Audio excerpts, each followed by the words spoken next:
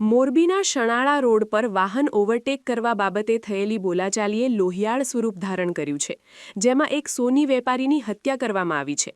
આ મામલે પોલીસે કાયદાના સંઘર્ષમાં આવેલા 2 આરોપીઓની ધરપકડ કરી લીધી છે. પરંતુ આ ઘટનાને પગલે રાજકોટના સોની સમાજમાં ભારે આક્રોશ જોવા મળી રહ્યો છે.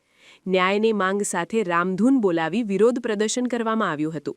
સમાજના અગ્રણીઓ દ્વારા પણ આ ઘટનાને વખોડી કડક કાર્યવાહીની માંગ કરવામાં આવી છે. મોરબીના શણાળા રોડ પર સોની પરિવારની યુવકની જાહેરમાં હત્યા કરવામાં આવી હતી. પોલીસે કાયદાના સંઘર્ષમાં આવેલ 2 સગીર યુવકની ધરપકડ કરી છે.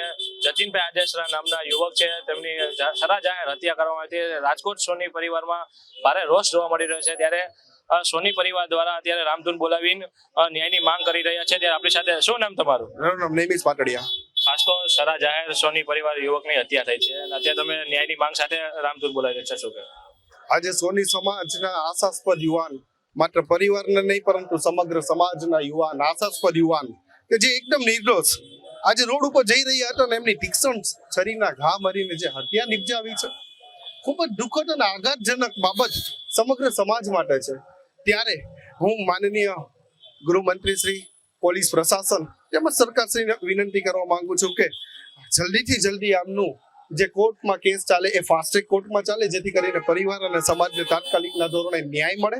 બીજી વસ્તુ કે એક આ દાખલા રૂપી સજા એ આજે ઘણી વખત છાસવારે જોઈએ છે કે વેપારીઓ ઉપર દમન ક્યાંક ને ક્યાંક લુખા તત્વો દ્વારા કરવામાં આવતું હોય છે. તો આવા તત્વોને એ કડકમાં કડક વરઘોડો કાઢીને જે દાખલા રૂપી સજા છે એ કરવામાં આવે અને આવનારા ટાઈમમાં આવા બનાવો ના બને એ માટે સરકારશ્રી અને પોલીસ પ્રશાસનને નમ્ર વિનંતી છે કે આ કાયદાનું ભાન કરાવો અને ત્યાંના જે વેપારીઓ છે એ સુરક્ષિત અને સારી સલામતીનો માહોલ મહેસૂસ કરે એવી સરકારશ્રીને વિનંતી છે. માત્ર સામો જોવા બાબતે યુવકની હત્યા કરવામાં આવી છે. લુખા ક્યારે છાસવરે કે જ્યારે એમને કાયદાનું ભાન ન હોય, જ્યારે કાયદાનું એમને કડક અમલવારી જ્યારે જે તે ગામમાં, જે તે સિટીમાં કે જે તે વિસ્તારમાં ના કરાવવામાં આવે ત્યારે જો કાયદાનું ભાન પહેલેથી જો વરઘોડા મોરબીની બજારમાં નીકળતા હોત તો આ બનાવ અમારો જતીનભાઈ આદેશરા કરીને આશાસ્પદ યુવાન અમારે ગુમાવવો ના પડત. કારણ કે અમે તો જોયું કે આ લોકોની ગુનાહત ઇતિહાસ છે. મોરબીની અંદર ઘણા બધા લોકો આવી રીતના લુખા તત્વોનો પહેલેથી ત્રાસ છે.